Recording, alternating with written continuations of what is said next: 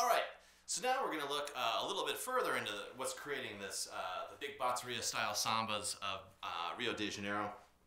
And we're going to look at some instruments that help develop the groove itself and play a more important role. The first instrument we'll look at is called the caixa. The caixa is effectively a snare drum, a smaller snare drum. It has a metal body. It has wire snares, just as you would have on a typical snare drum.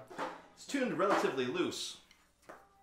And unlike a snare drum that you might find in a marching band in the US, the caixa is not necessarily the leader of the ensemble. You don't necessarily need the most technique to play it.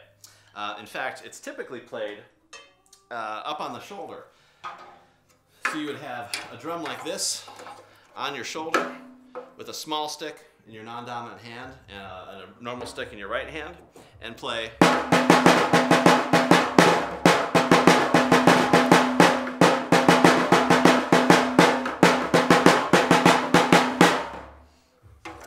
Sometimes the drum is a little bit deeper. You can have a little bit, the malacacheta, which is about 8 to 10 inches deep, also balances on the shoulder a little bit easily.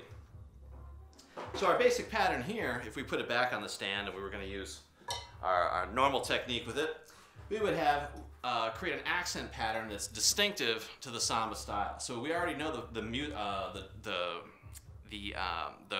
rhythmic subdivision of the samba,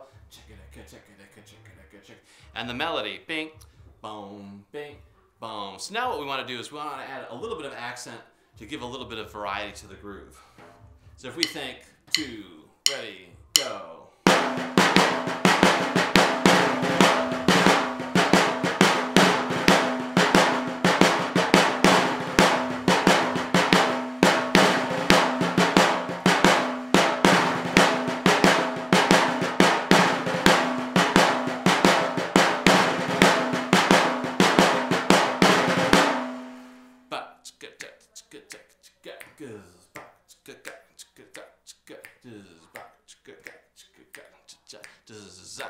Right? That's one way we could do it if we just wanted to keep that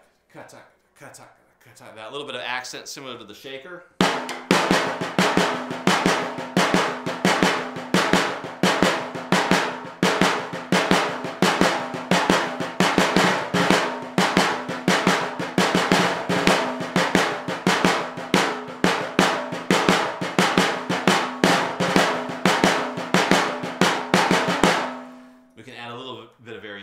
To it as well. If we were playing this in Rio, we would have a very specific part in mind, because again, we may have 15, we may have 20, 25 of these caixas in the ensemble. So they would all play the exact same pattern all the time. Moving over here, we have the instrument called the repenique. We saw this instrument in our techniques. This is the instrument that's played with one hand and one stick.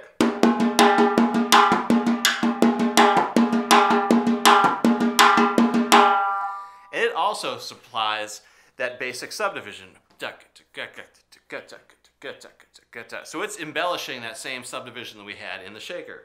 1, 2, 1, 2, oh.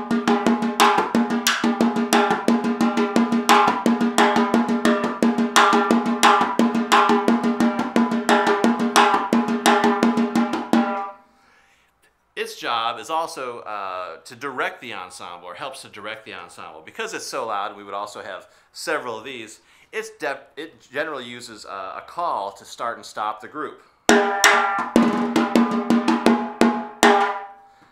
Ba, ba, boom, boom, ba. Right, and that boom, boom is going to be in our bass drum or our surdo in the response. Now, how does the repenique player know when to give the cue? There'd be another player that usually their job is just to have this whistle, the apito. And they're going to give a signal, which means that they have to think ahead and say, okay, we're going to change sections of the song, or we're going to play a break, or we're going to play a groove.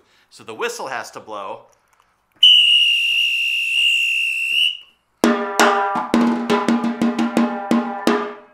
And then we hear that break happen. So we always listen for that whistle first, and then we hear the break to start or stop. So let's see what that would be like. So if I have a 1, 2, 3, 4.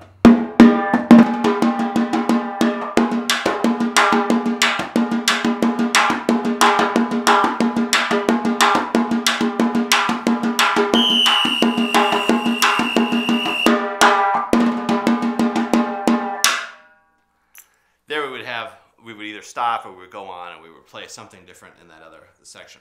So the hepanike, the job here is to pay attention to the ipito or to the whistle. And again, the whistle player would just be playing a whistle and directing traffic, say, okay, we're going to do this, we're going to do that, we're going to do that. That way we can conduct this giant percussion ensemble.